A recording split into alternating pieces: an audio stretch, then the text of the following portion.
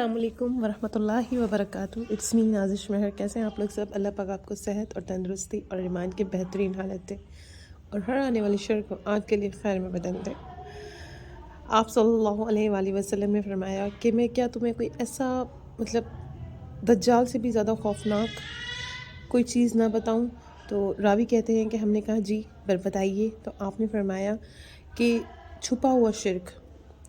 اچھا، شرک کسے کہتے ہیں؟ شرک اسے کہتے ہیں کہ کسی چیز کے ساتھ شریک کرنا کسی چیز کو، جیسے کہ اللہ کے ساتھ کسی کو شریک ٹھہرانا ہے تو مشرک جیسے کہتے ہیں کہ مشرک کی اللہ پاک کہتے ہیں نا ہر انسان کو اللہ پاک معاف کر دیں گے، پر مشرک کو اللہ پاک معاف نہیں کریں گے. مشرک وہ لوگ جو اللہ کے ساتھ کسی اور کو ٹھہراتے ہیں. تو کہا کہ چھپا ہوا شرک جو ہے وہ دجال سے بھی زیادہ خوفناک ہے.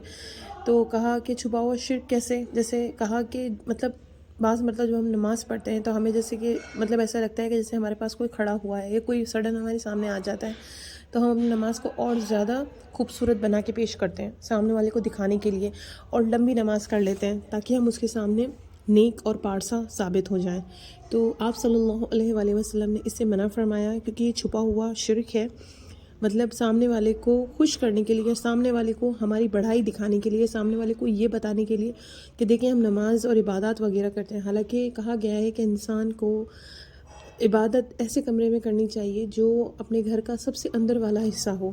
سب سے اندر والے حصے میں ایک تو سکون سے عبادت ہوتی ہے، اوپر سے اس والے کمرے میں کوئی زیادہ تر نہیں آتا، اور سب سے بڑی بات کہ اس والے کمرے میں ایک سکون ہوتا ہے، انسان آرام سے چھپ کے اللہ سے عبادت کر سکتا ہے. کیونکہ جب ہم اکثر دیکھتے ہیں ہمیں کسی سے راز والی یا پارسا والی کوئی بات کرنی ہوتی ہے تو ہم سوچتے ہیں کہ ہم اکیلے ہوں اور وہ ہو. تو اسی طرح جب ہم اللہ سے بات کرنا چاہتے ہیں تو ہم زیادہ تر کوئی پرائیویسی دیکھتے ہیں.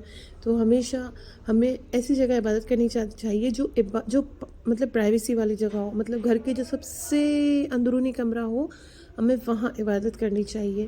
اس سے ہمیں فوائد بھی ملتے ہیں، فائدے بھی ملتے ہیں، اور ہم ان چیزوں سے بچ جاتے ہیں کہ کوئی سڈن ہمارے کمرے میں آ جائے گا. اور اگر آ بھی جائے تو ہمیں یہ نہیں سوچنا چاہیے کہ بھائی وہ آ گیا ہے تو ہم اپنی نماز کو لمبی کر لیتے ہیں.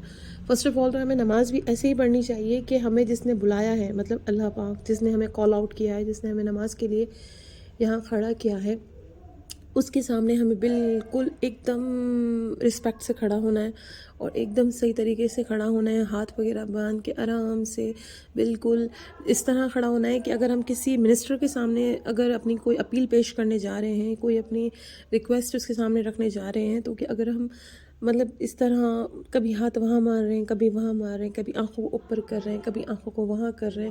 حالانکہ پتہ ہے کہا گیا ہے کہ جب انسان نماز میں وہاں آنکھیں کرتا ہے تو بلا شبہ اس کی آنکھوں کی بینائی چھین لی جاتی ہے. اور جو لوگ اس طرح کرتے ہیں ان کے آہستہ آہستہ آنکھوں کی بینائی بھی کمزور ہونا شروع ہو جاتی ہے. تو نعوذ باللہ استغفار. ہمیں کوشش کرنی چاہیے کہ ہم اپنی نماز کو امپروو کریں. اس کے لیے ہمیں اپنے آپ کو سب سے بیسٹ طریقہ وہ یہ ہے کہ جب بھی ہم نماز پڑھیں نا، جب بھی ہم نماز کے لیے کھڑے ہونا، ہم یہ سوچ لیں کہ جس کے سامنے ہم کھڑے ہیں نا وہ منسٹر کا منسٹر ہے، وہ شہنشاہوں کا شہنشاہ ہے. وہ ہمیں اگر کال آؤٹ کر رہا ہے تو ہمیں، اگر اس نے ہمیں بلایا ہے تو ہمیں ایک دم صحیح طریقے سے صاف ستھرے کپڑوں میں اچھی طرح وضو کر کے اس کے سامنے ایک دم ایگزیکٹ ایسے کھڑا ہونا ہے کہ وہ ہماری اپیل کو ایکسیپٹ کر لے. ایسے نہیں کہ ہم ایسے کپڑوں میں اس کے سامنے جائیں کہ ہمارے کپڑے گندے ہو رہے ہیں اور ہم لوگ سوچتے ہیں کہ بس جلدی جلدی وضو کیا، جلدی دھڑا دھڑ، جیسے کوئی ہوتی ہے نا، جیسے کوئی ہم پر کسی نے مسلط کر دی ہے کہ یہ آپ لوگوں کو ڈیوٹی ضرور نبھانی ہے. تو ڈیوٹی سمجھ کے نہ جائیں، اپنا حق سمجھ کر جائیں اور اللہ کے سامنے ایسے جائیں جیسے جیسے کہ کوئی فقیر ہیں. ہم ڈیفینیٹلی ہم ہیں اللہ کے فقیر ہیں، منگتے ہیں، بھکاری ہیں اللہ کے، پر پوز بھی تو ایسا ہونا. اب ہم کسی سے کچھ مانگ رہے ہیں اور ہمارا لہجہ تو ایسا ہے جیسے کوئی امیرانہ، جیسے کہ مثال کے طور پہ ہم کسی سے کہتے ہیں کہ یار پلیز مجھے کوئی چیز دے دو، تو ہم اپنا فیس کے فیشل ایکسپریشنز بھی ایسے کرتے ہیں جیسے ہم اس سے التجا کر رہے ہیں، اس سے ریکویسٹ کر رہے ہیں. اور جب ہم اگر اکڑ میں بولتے ہیں کہ بھائی مجھے یہ چیز دے دو، مجھے نہیں پتا، مجھے یہ چیز دے دو، تو ہم کہتے ہیں، وہ سامنے والا کہتا ہے کہ بھائی میری مرضی، میں دوں یا نہ دوں، میری اتھارٹی ہے، میں چاہے یا نہ دوں. تو اسی طرح جب ہم اللہ سے فقیرانہ لہجے میں کہتے ہیں نا اللہ تعالیٰ پلیز دے دیں، پلیز دے دیں، آپ نہیں دیں گے تو کون دے گا، آپ کی سوا تو کوئی ہے بھی نہیں جس کے آگے میں ہاتھ پھیلاؤں، تو آپ یقین کریں سڈن اللہ پاک کہتے ہیں واہ میرا بندہ کتنے پیار سے مجھ سے مانگ رہا ہے، تو اللہ پاک اسی وقت، بھلے ہاں تھوڑی تاخیر ہوتی ہے، تھوڑا وقت لگتا ہے، پر اللہ پاک دے دیتے ہیں۔ کوشش کیا کریں کہ اپنی نمازوں کو امپروو کریں، اللہ کے سامنے بچے بن جائیں، ایسے بچے بن جائیں جس کو بس اللہ پاک آپ ہیں، آپ ہی دیں گے، مجھے نہیں پتہ، بس مجھے آپ سے چاہیے۔ ٹھیک ہے، خوش رہیں، ہنستے مسکراتے رہیں، مجھے بھی دعا میں یاد رکھیے گا، آپ کی نازش میں، اور پلیز میرے چینل کو سبسکرائب کر دیا کریں اور بیل آئیکن کے بٹن کو بھی دبا دیا کریں تاکہ کوئی بھی آنے والی ویڈیو آپ سے مس نہ ہو۔ اور بہت بہت شکریہ آپ لوگوں کا، جتنے بھی لوگوں نے سبسکرائب کیا ہے، بہت بہت شکریہ۔